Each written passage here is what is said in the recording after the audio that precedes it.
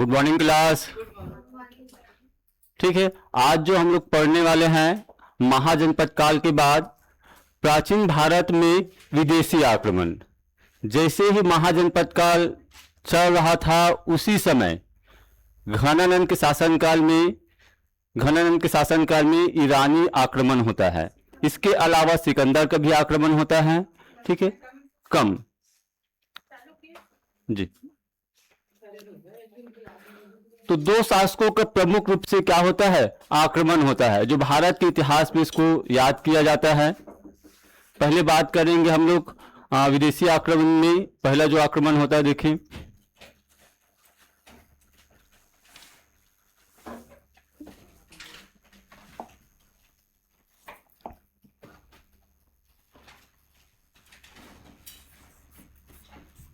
भारत में प्रथम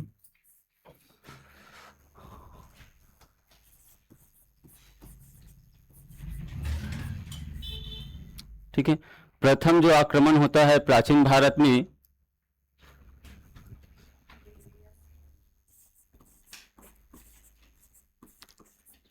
इसका होता है। ठीक है, साइरस ये जो शासक थे ना, ये जो शासक थे, देखिए कहाँ की शासक थी, भारत के ये वाला क्षेत्र पश्चिमी उत्तर में पाकिस्तान, अफगानिस्तान और ईरान। ईरान का प्राचीन नाम क्या हो जाएगा, क्या था बताइए, कहाँ के शासक थे?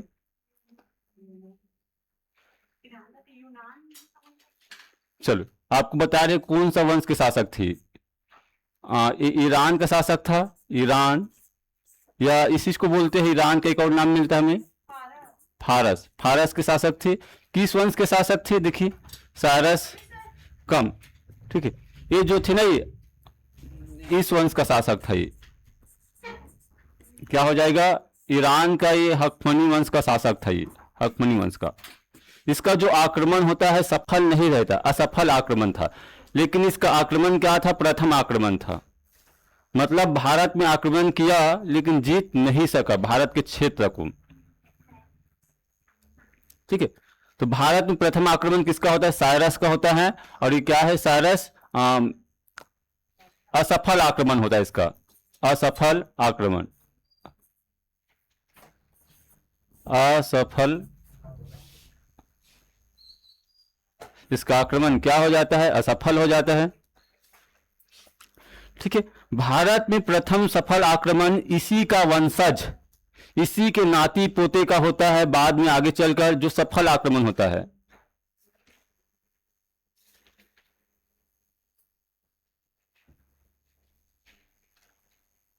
तो यहां पर लिखेंगे प्रथम सफल आक्रमण,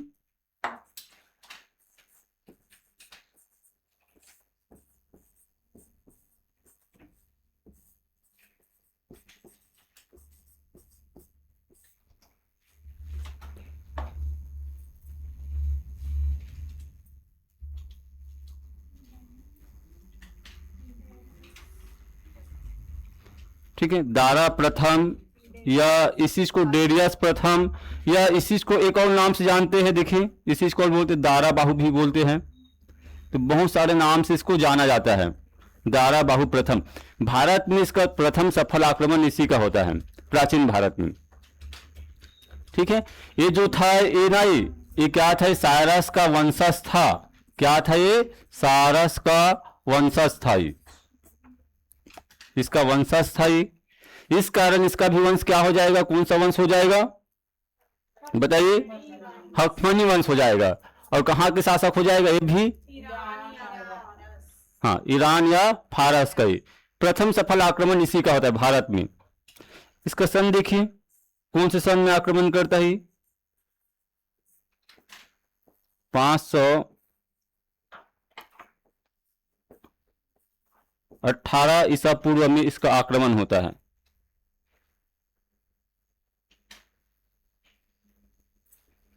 किस क्षेत्र में करेगा, अधिकतर जितना भी भारत में देखिए, ठीक है, भारत में जितना भी आक्रमण हुआ है खास करके प्राचीन भारत में, ये इसी क्षेत्र से होगा। ये पाकिस्तान क्षेत्र से, ये अफगानिस्तान क्षेत्र से, इसको बोला जाता है उत्तर दिशा है। और ये क्या है, पश्चिम, इस कारण इसको क्या बोलते हैं, उत्तर पश्चिम के नाम से जाना जाता है। जो इसका आक्रमण हुआ था,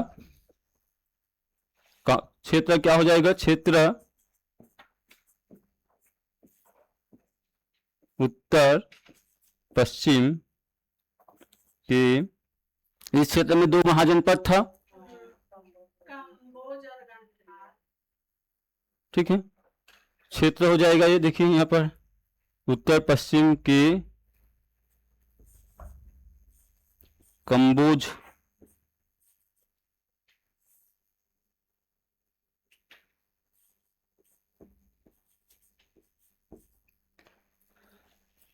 गंधार और इसके अलावा सिंध, ठीक है, सिंध, इस क्षेत्र में इसका आक्रमण हुआ था, ठीक है। और इस क्षेत्र को इसने जीतकर क्या किया था, तीनों क्षेत्र को जीतकर अपने राज्य का इसको ना विश्वा प्रांत बनाए थे। कौन बनाए थे, दारा प्रथम या देरियस प्रथम या दारा बाहु प्रथम, इसको जीतकर अपने राज्य का मतलब क्या हो जाएगा, जो ईरान के शासक है या फारस के शासक है, अपने राज्य का ये क्या, कौन सा प्रांत बनाए थे इसको, हाँ, विश्वा प्रांत बनाए थे। इसे जीतकर, ठीक है, विश्वा प्रांत बनाया।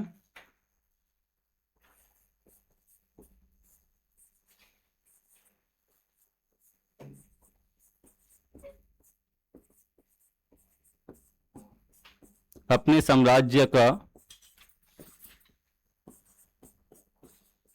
विश्वा प्रांत, नहीं विश्वा प्रांत हो जाएगा,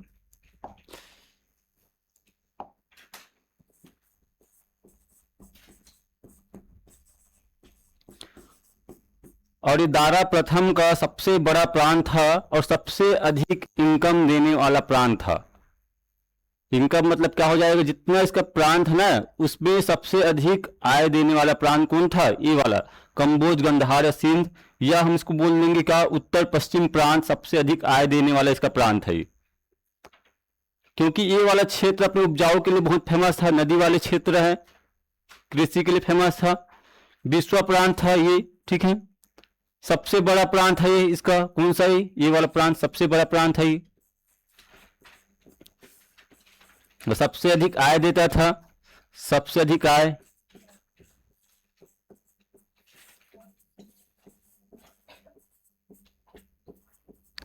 लगभग इसका जो एक मुद्रा चलता था 360 टैलेंट मुद्रा, इसको वार्षिक आय मिलता था, यहां से 360 टैलेंट मुद्रा, यहां से आय प्राप्त होता था ये, ठीक है, दारा प्रथम को।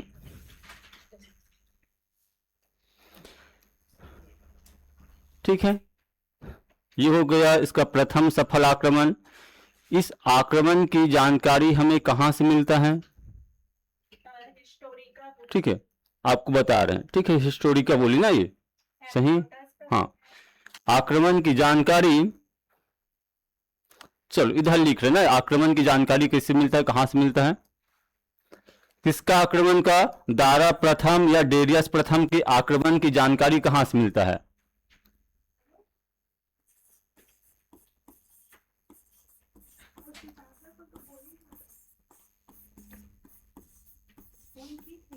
ठीक है। आक्रमण की जानकारी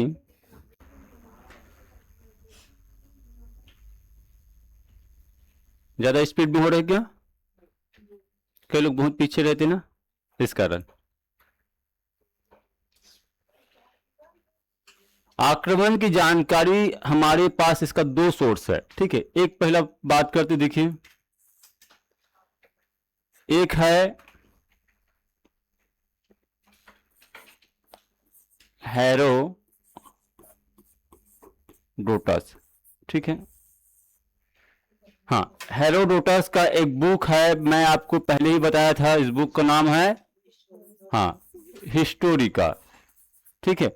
इस बुक से मिलता है हेरोडोटस के हिस्टोरिका, जिसको क्या बोलते हैं, हेरोडोटस को क्या बोलते हैं, ठीक है, इसको बोलते हैं इतिहास का पिता बोलते हैं, क्योंकि दुनिया में सबसे पहले हिस्ट्री लिखने की प्रथा इसी ने प्रारंभ किया था। क्या बोलेंगे इसको, इतिहास का पिता भी बोलते हैं इसको, इतिहास का पिता।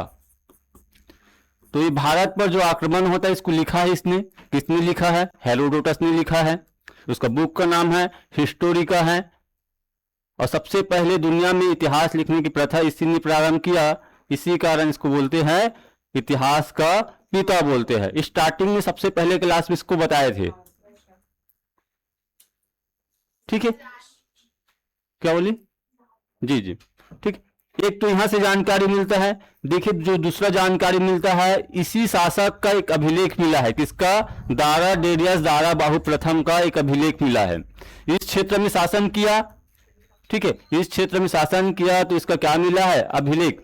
अभिलेख मतलब ये होता है जैसे कि कोई पत्थर में लिखा हुआ लेख को क्या बोलेंगे? अभिलेख, है ना। पत्थर में लिखा हुआ लेख को अभिलेख। इसका 3 अभिलेख मिलता है यहां से। फेमस अभिलेख है, देखिए इसका अभिलेख, दारा प्रथम का अभिलेख।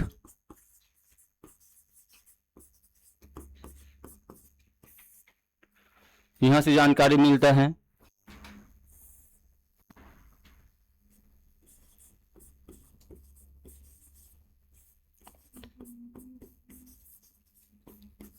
ठीक है, ये पहला जो लिखा है पारसी पोलिस अभिलेख का नाम है। ठीक है,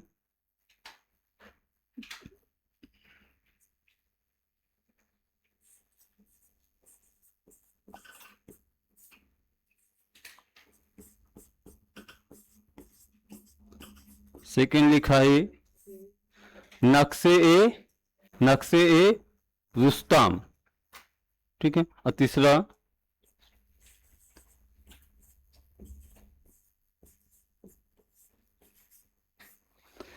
जो अभिलेख का नाम लिखा है बेहिस्तून। ठीक है, ये ऐसा हो जाएगा बेहिस्तून। ये इसका 3 अभिलेख मिला, इससे हमें इसका जानकारी मिलता है। इसके अलावा दारा प्रथम का इस क्षेत्र से सिक्का मिला है, सोने का सिक्का मिला है, चांदी का सिक्का मिला हुआ था। जब खुदाई किया गया तो सिक्का निकला, तो समझ में आया कि भाई सिक्का में दारा प्रथम का नाम लिखा हुआ है। ठीक है, तो इस पता चलता है कि इस क्षेत्र में इसने क्या किया था? शासन भी किया।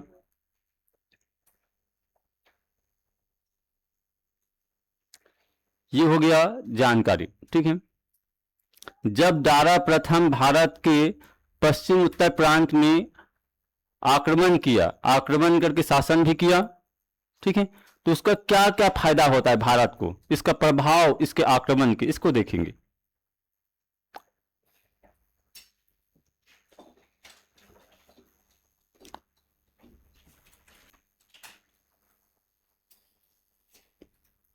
चलो यहीं पर बता दें क्या, दारा प्रथम के आक्रमण के प्रभाव, भारत में प्रभाव देखते हैं।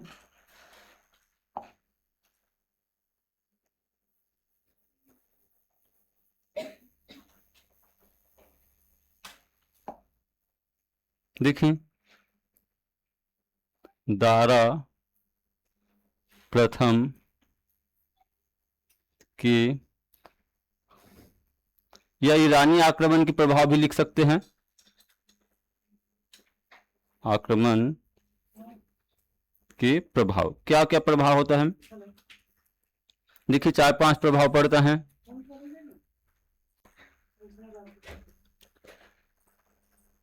ठीक है, पहला प्रभाव, भारत में व्यापार को प्रोत्साहन मिला। ठीक है, कैसे व्यापार को प्रोत्साहन मिला? पहले ना भारत और ईरान के बीच में उतना ज्यादा व्यापार नहीं होता था और आने जाने का मार्ग को उतना ज्यादा विकसित नहीं था। जब दारा प्रथम आते भारत के इस क्षेत्र में आक्रमण करते हैं तो हमें क्या मिल जाता है? एक मार्ग मिलता है, और मार्ग मिला तो व्यापार को क्या मिला? प्रोत्साहन मिला। अब वहां के सामान यहाँ और यहाँ के सामान कहाँ जा रहे थे? वहां जा रहे थे। तो एक लाभ ये होता है इसका आक्रमण का। किसको प्रोत्साहन मिल रहा है? व्यापार को प्रोत्साहन मिल रहा है। यह व्यापारिक मार्ग का क्या होता है? खोज होता है। ठीक है, व्यापारिक मार्ग का, इसके आक्रमण के कारण नहीं, आक्रमण करेगा उस क्षेत्र से तो मार्ग का पता नहीं था। व्यापारिक मार्ग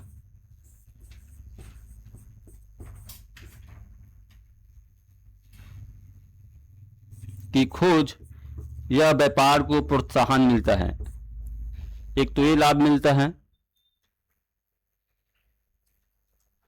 दूसरा, दारा प्रथम आए और इसका हम लोग क्या पढ़े, अभिलेख पढ़े ना ये, ठीक है।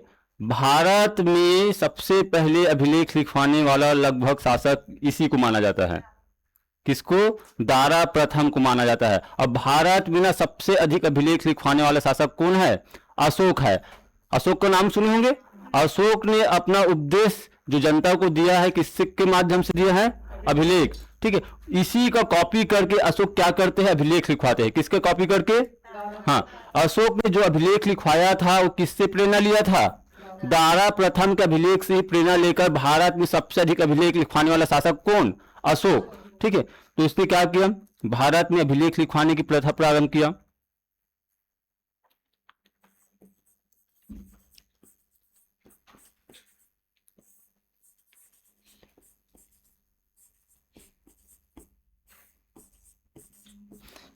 यहां पर भारत में लिखना ना, सामने में भारत में अभिलेख लिखवाने की प्रथा प्रारंभ होता है।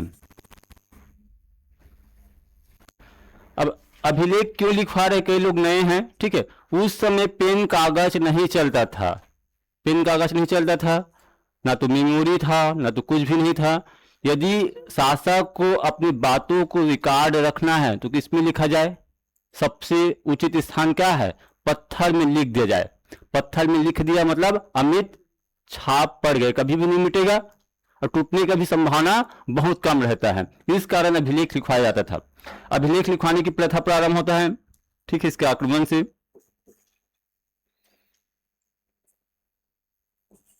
तीसरा प्रभाव, भारतीय शासकों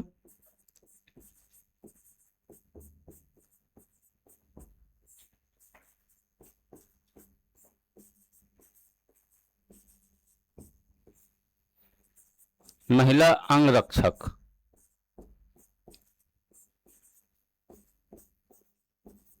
रखने का प्रथा प्रारंभ,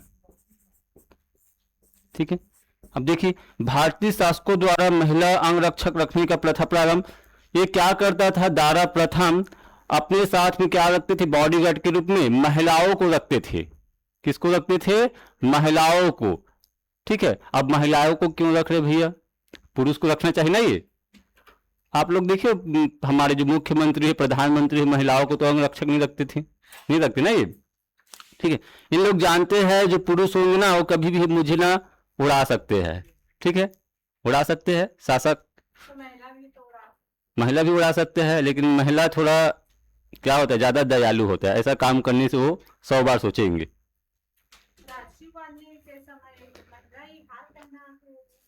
ठीक है, वो उसका बात अलग है, ठीक है। भारतीय शासकों द्वारा महिला अंगरक्षक रखने की प्रथा प्रारंभ हो जाता है। यदि भारत के इतिहास में देखा जाए तो 2 राजवंश ऐसा था जो महिला अंगरक्षक रखते थे। एक तो मौर्य सम्राट और दूसरा चोल शासक, दोनों रखते थे महिला अंगरक्षक, ठीक है। व्यापारिक मार्ग खोज, अभिलेख लिखवाने की प्रथा प्रारंभ। और यहां पर लिखेंगे लास्ट में, क्या लिखेंगे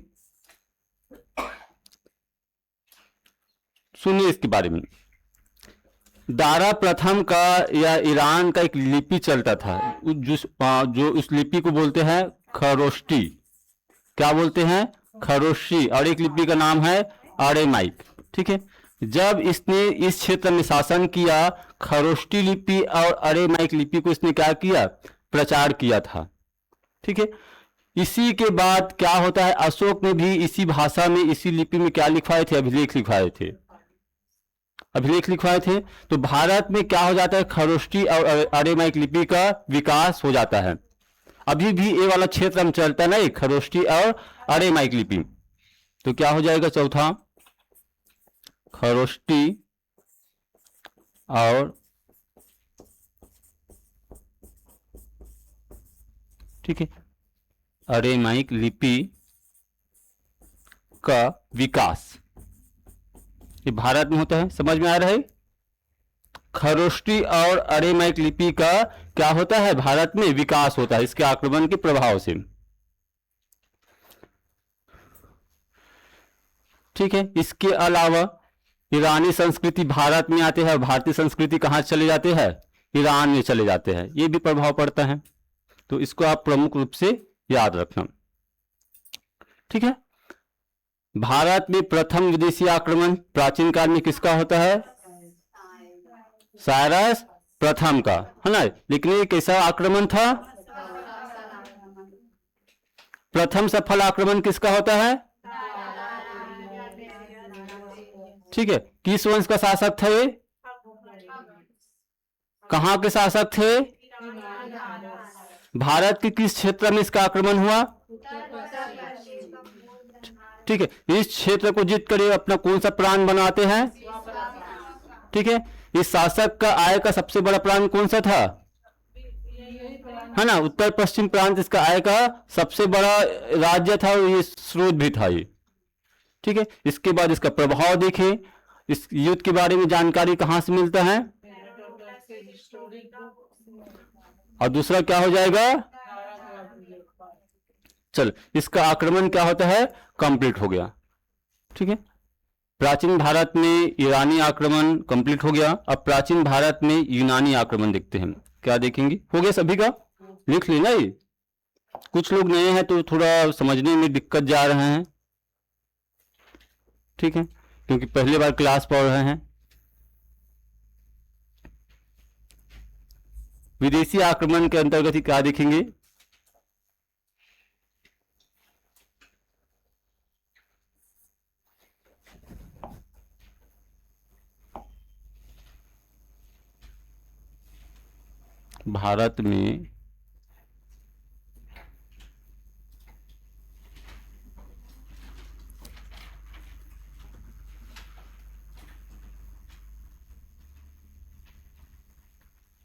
भारत में क्या लिखा है? भारत में सिकंदर का आक्रमण।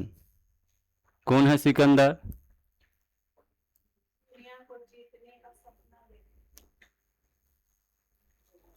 सबसे ज्यादा महत्वपूर्ण तो यही है, सिकंदर का आक्रमण। चलो देखिए। ठीक है, जो इसका आक्रमण होता है, देखिए यहां पर आक्रमण का सन या समय, ये जो हुआ था 526 ईसा पूर्व में हुआ था सिकंदर का। कम 526 ईसा पूर्व में सिकंदर का आक्रमण हुआ। आज दोनों पूजा कहाँ गई? एक पुजारी है।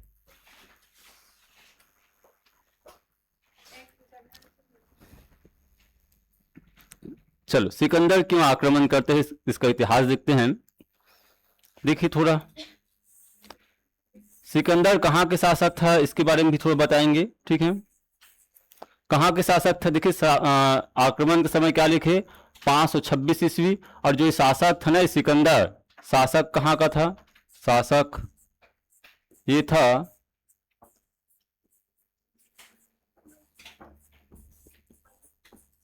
यहाँ का शासक था। ये कहाँ का? मकदूनिया एक देश है, यूनान देश के अंतर्गत एक छोटा सा राज्य था। यहाँ के शासक था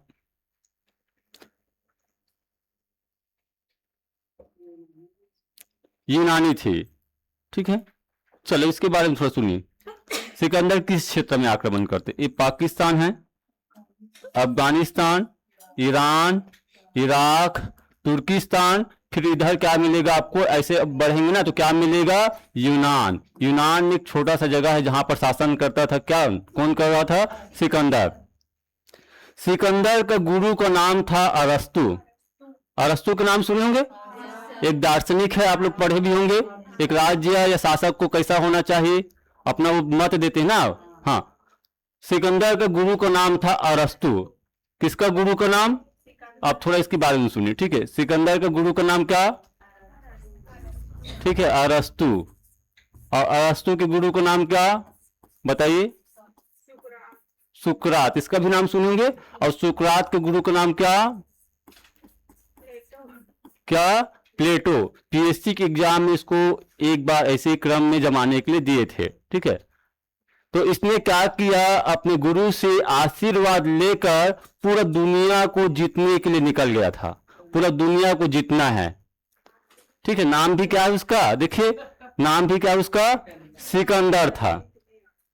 ठीक है, पूरी दुनिया को जितने निकल गया। अब देखिए इस क्षेत्र से आक्रमण करते आ रहा था और ये वाला क्षेत्र ईरान, इराक, अफगानिस्तान, पाकिस्तान को जीतते हुए ये भारत के इस क्षेत्र में पहुंच गया। किस क्षेत्र में? देखिए इस क्षेत्र में पहुंच गए लगभग, ठीक है, भारत के ये वाला क्षेत्र में पहुंच गए और यहां पर आक्रमण करते हैं। कौन से सन में करते हैं? ये 526 ईसा पूर्व में आक्रमण करते हैं, ठीक है। अब देखिए इसके बारे में, ठीक है, थोड़ा देखिए इसके बारे में। जब भारत के ए वाला क्षेत्र में आक्रमण करते ना, तो यहां पर जो शासक थे, शासक का नाम देखिए, यहां पर हिंदू कुश पर्वत के क्षेत्र में, तो यहां पर एक शासक था शशिगुप्त। शशिगुप्त नामक एक राजा था, स्थानीय राजा। और तक्षशिला में एक शासक का नाम है आम्भी। क्या? आम्भी, ठीक है, आम्भी नामक शासक था।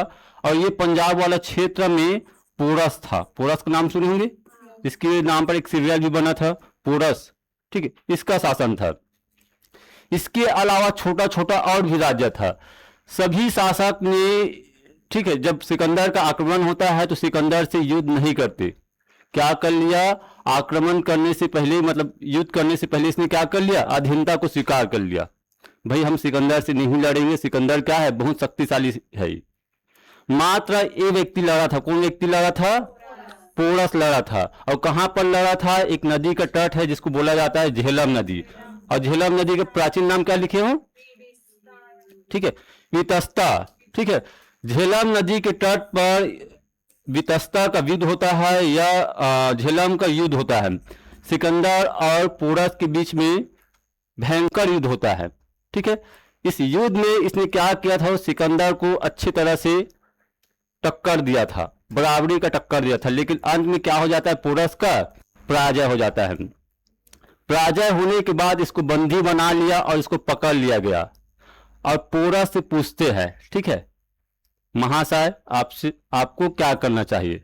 आप तो पराजित हो गए हो, आपको क्या करना चाहिए? तो पोरस जवाब देते हैं, जिस प्रकार एक राजा दूसरे राजा के साथ व्यवहार किया जाता है, उसी प्रकार मेरे साथ भी क्या किया जाए? व्यवहार किया जाए, मतलब मुझे मार दिया जाए, ठीक है।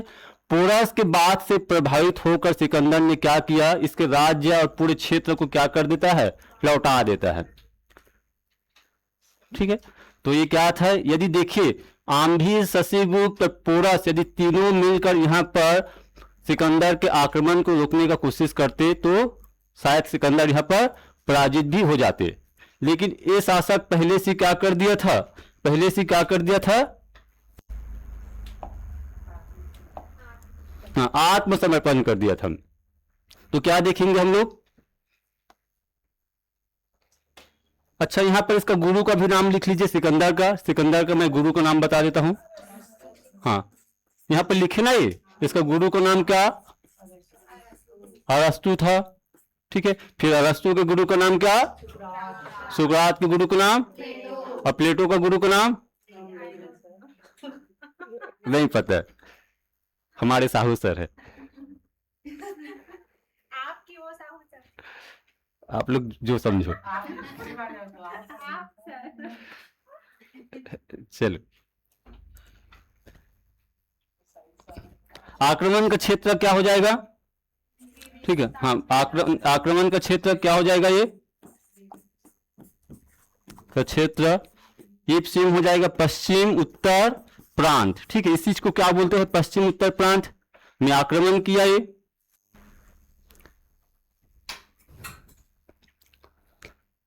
शासक कौन था आक्रमण के समय? हाँ, सभी का नाम लिखेंगे। आक्रमण के समय शासक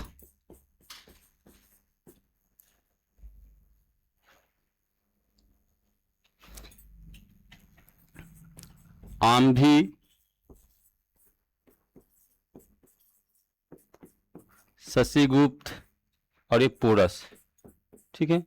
इसके अलावा और भी शासक था, लेकिन प्रमुख रूप से तीनों ज्यादा फेमस था। आम्भी तक्षशिला में शासन कर रहा था, शशिगुप्त हिंदू कुश पर्वत क्षेत्र में, और पोरस पंजाब क्षेत्र में शासन कर रहा था।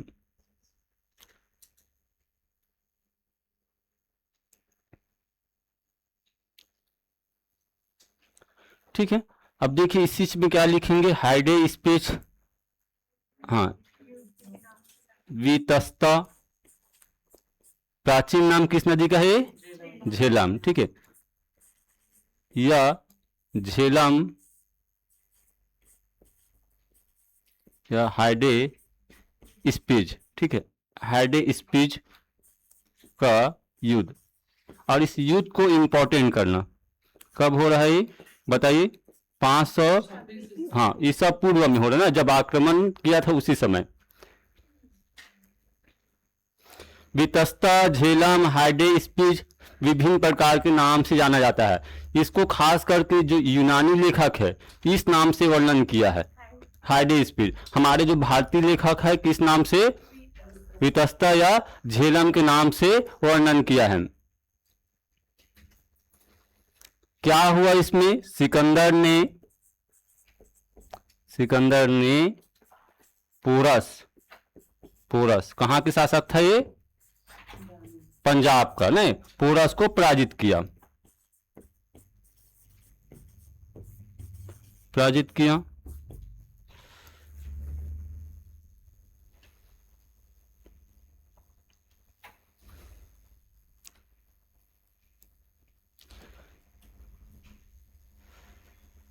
ठीक है, सिकंदर ने पोरस को पराजित किया। अब देखिए इस क्षेत्र को जीतकर सिकंदर भारत के ईस्ट ओर बढ़ना चाहते थे, किस ओर, भारत के पूर्व दिशा की ओर। इस दिशा में जो शासक था किसका शासन था, घनानंद, जो नंद वंश का शासक थे ना, ये जो पढ़े थे, घनानंद का शासन था। ये शक्तिशाली शासक था, पूरे भारत में शासन कर रहा था। तो इसके सेना, सिकंदर की सेना निरंतर कई वर्षों से युद्ध करते आ रहे थे। युद्ध करते करते बेचारा क्या हो गए थे, थक गए थे। तो यहाँ पर एक नदी है ब्यास नदी, ठीक है, ब्यास नदी के बाद ना जब इसको क्रॉस करना था, सिकंदर बोलते हैं कि भाई ब्यास नदी को क्रॉस करो, हम लोग घनानंद पर क्या करेंगे, आक्रमण करेंगे। इसके सेना ने मना कर दिया, हम लोग निरंतर युद्ध लड़ रहे हैं, हम आगे नहीं बढ़ेंगे। और ये भी सुना था इन लोग ने, घनानंद के पास एक विशाल सेना है, हाथियों का सेना है, और इसको जीत पाना पॉसिबल नहीं है, ठीक है। इस कारण ब्यास नदी के बाद सिकंदर आगे नहीं बढ़ता, इसके बाद रिटर्न वापस चला जाता है, ठीक है। तो भारत में शासन किसका था इस समय, घनानंद का था, ठीक है। अब देखिए क्या होता है, सिकंदर भारत में ना लगभग 19 महीना रहता है, 526 में आ रहा है और 523 में, हाँ, 523 में वापस चला जाता है, बता रहे उसी के बारे में, ठीक है। ये वाला क्षेत्र को जीता। इसके अलावा इसने क्या किया था, बहुत ज्यादा, मतलब इस क्षेत्र में कई लोगों को मौत के घाट भी उतार दिए थे। एक जगह का नाम है, बता रहे आपको, ठीक है, पहले सुनिए। एक जगह का नाम है मागस, सुनिए इसके बारे में। मागस एक क्या था, गणराज्य था ना, ये मागस एक गणराज्य था। तो यहाँ पर एक घटना घटता है सिकंदर के पास। सिकंदर यहाँ के शासक को पराजित करते हैं, तो वहां के रानी बच्चे सिकंदर के खिलाफ लड़ते हैं, ठीक है, सिकंदर के खिलाफ लड़ते हैं। तो इन लोग क्या हो गया, रानी बच्चे सभी लोग पराजित हो गए। तो क्या किया सिकंदर ने, वहां पर तो तुरंत माफी कर देते हैं, मतलब उस समय जो पराजित होते उसी समय माफी कर देते हैं। रात को पुनः सिकंदर मागस पर आते हैं और यहाँ पर जो बच्चे थे, स्त्री थे और बुजुर्ग थे, बहुत सारे लोगों को, 8000 लोगों को जिंदा मतलब मार देते हैं, मौत के घाट उतार देते हैं, ठीक है। सिकंदर के शासनकाल में भारत में आक्रमण का सबसे बड़ा निंदा वाला कार्य क्या था, ये मागस की घटना था। यहां पर लिखेंगे मागस, ठीक है, यहां पर लिखी मैं बोल रहा हूं, मागस में सिकंदर ने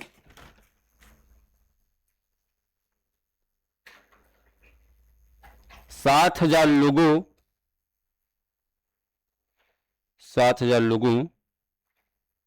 जिसमें स्त्री, बच्चे और बुजुर्गों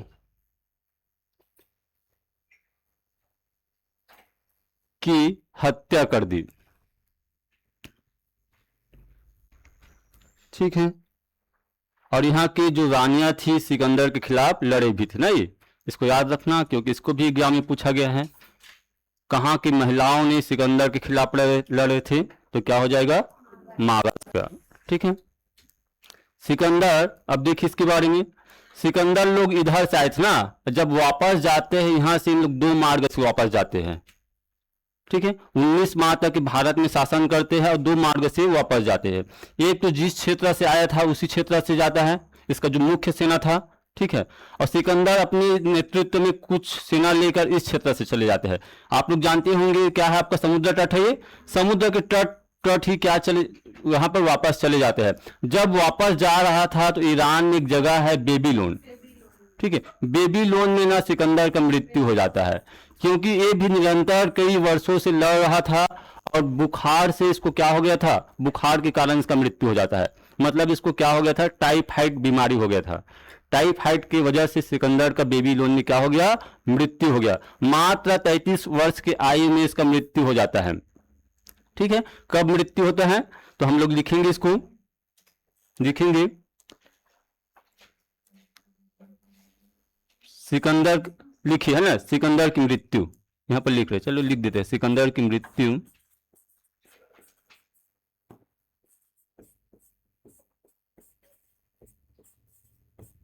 बेबीलोन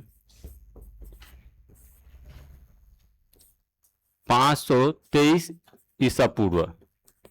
लिखिए, फिर लिखना बेबीलोन 523 ईसा पूर्व में हुआ, वापस जाते समय। ठीक है, वापस जाते समय होता है।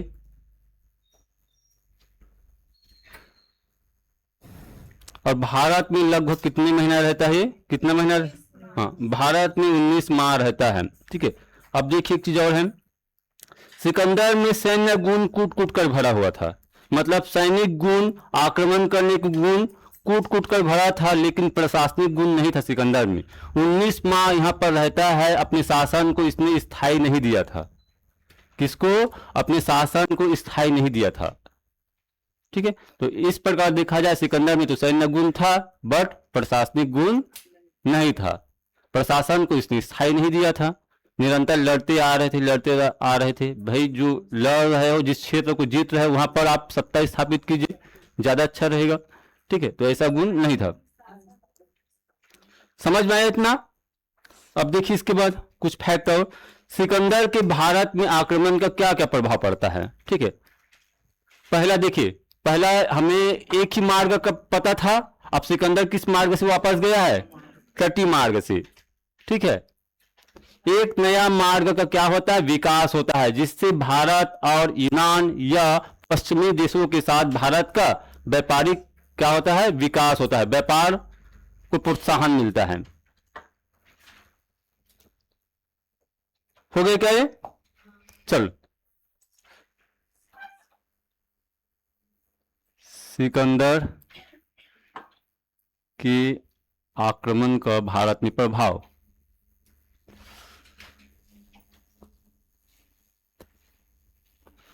भारत में प्रभाव,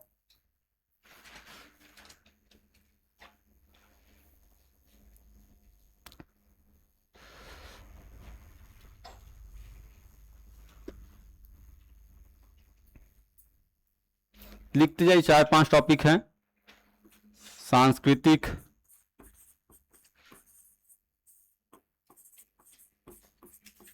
और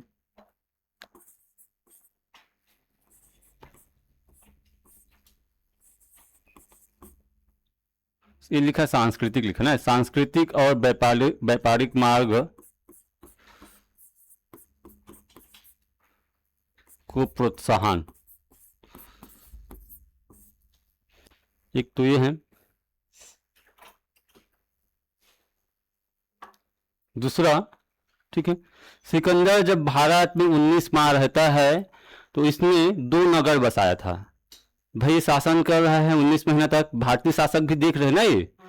ठीक है, तो इसी से ही प्रेरणा लेकर भारतीय शासकों ने भी क्या किया, अब नगर बसाने की प्रथा क्या करता है, प्रारंभ करता है भारत में। ठीक है,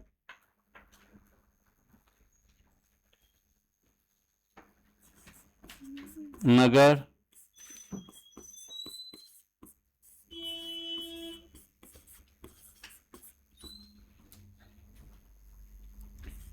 ठीक है। नगर बसाने की प्रथा प्रारंभ होता है इसके आक्रमण के बाद।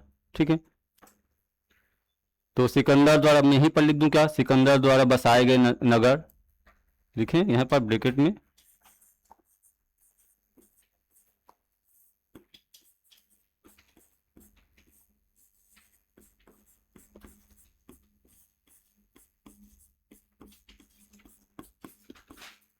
सिकंदर द्वारा बसाए गए नगर। ठीक है, दो महत्वपूर्ण नगर था इसके द्वारा बसाए गए। देखिए, एक था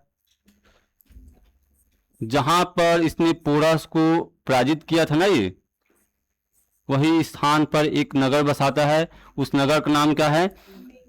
हाँ, निकेया, निकेया, जिसका अर्थ होता है जीत का नगर। हाँ, जीत का नगर। जहां पर पोरस को पराजित किया था उसी आसपास में नगर को बसाया था। एक नगर ये है। दूसरा जो इसने नगर बसाया था, देखिए क्या, बुकाफेल। ठीक है, सिकंदर का घोड़ा का नाम था बुकाफेल। ठीक है, युद्ध भूमि में लड़ते लड़ते घोड़ा का भी क्या हो जाता है, मृत्यु हो जाता है। तो ये अपने घोड़े के नाम पर, हाँ, अरे घोड़ा नहीं लड़ रहा था भाई, कहीं पर चोट लग गया होगा लड़ते लड़ते ना। ठीक है, बुकाफेल एक घोड़े के नाम पर है ना, ये अपने घोड़े के नाम पर ये नगर को बसाते हैं, घोड़े के नाम पर। ठीक है, घोड़े के नाम पर।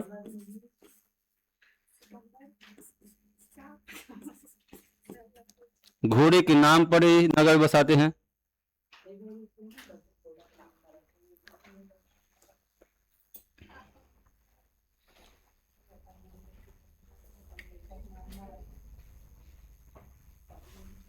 ठीक है, अब देखिए उसके बाद गंधार शैली का विकास होता है इसके आक्रमण से। बता रहे गंधार शैली क्या होता है।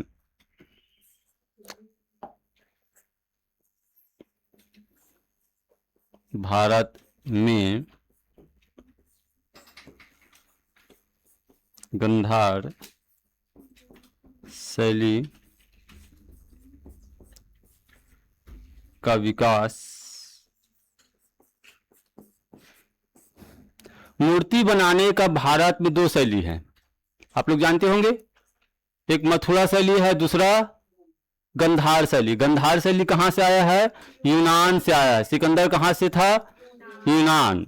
ठीक है, गंधार शैली का विकास इसी का दिन है, सिकंदर का।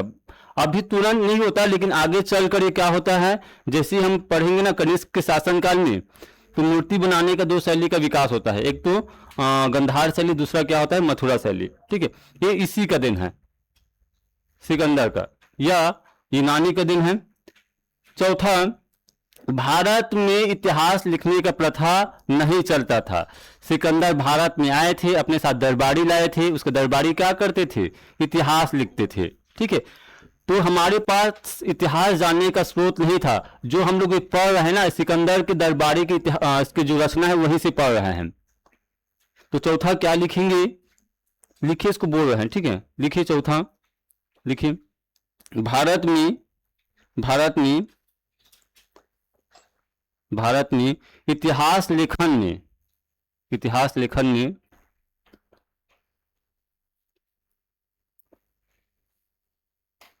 तिथिक्रम में सहायता।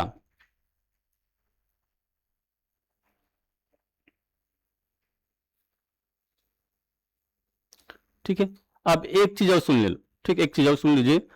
भारतीय जो मुद्रा चलाते थे, मैं आपको बताने के लिए भूल गया था, भारत में चलने वाला प्रथम मुद्रा क्या था, कौन सा मुद्रा था, पंचमार्क। ठीक है, भारत में चलने वाला प्रथम मुद्रा क्या था, पंचमार्क। इस सिक्का को चलाने वाला शासक कौन था, घनानंद, या नंद शासकों ने चलाया था।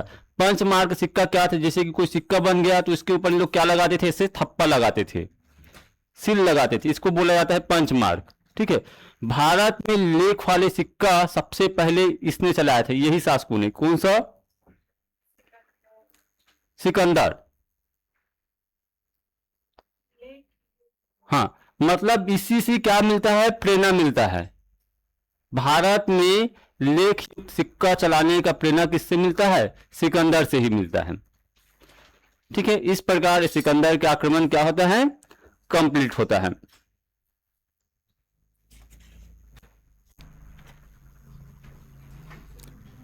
बाकी जो हम लोग अगला टॉपिक पढ़ेंगे, क्या पढ़ेंगे?